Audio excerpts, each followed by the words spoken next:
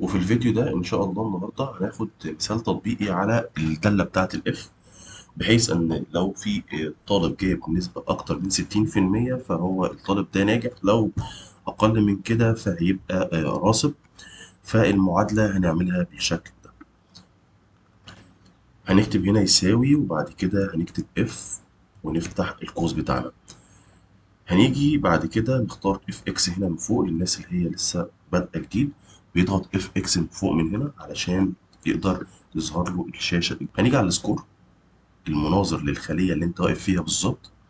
بعد كده نقول له هل لو هي اكبر من او تساوي 60%. تمام. في الحاله دي هنكتب باص. طيب لو غير كده هنكتب فيل. طيب ناخد بالنا من جزئيه معينه هنا، لما انا جيت كتبت 60 كتبت 60%، لان السكور هنا ظاهر بايه؟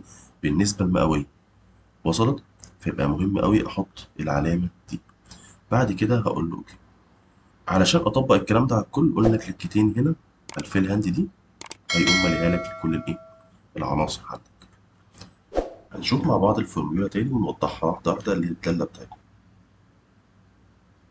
هنا في المثال اللي قدامنا عند السهم هنا، ده اول حاجه، ده الشرط بتاعي، الشرط الايه بتاعي. فاحنا قلنا ان اف ليها ثلاث معاملات ادخال هندخلهم. اول حاجه الكونديشن اللي هو الشرط بتاعك، اللي هو اللوجيكال تيست بتاعك اللي هيعمل تيست عليه. بعد كده في حاله ان التيست ده طلع ناتج بيساوي ترو او الاجابه بتاعته بنعم، فهي ايه؟ هيحط الفاليو اللي موجوده هنا.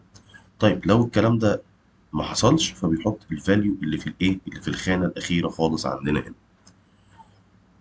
فهنا في أول مثال عندنا قال لك لو السي 2 اللي هي 90% أكبر من أو تساوي 60%، فقال لك ده كده مظبوط ترو. فطالما هي ترو يبقى هينفذ الحاجة اللي في الركن الخاص بالإيه؟ بالترو فاليو اللي هي باص.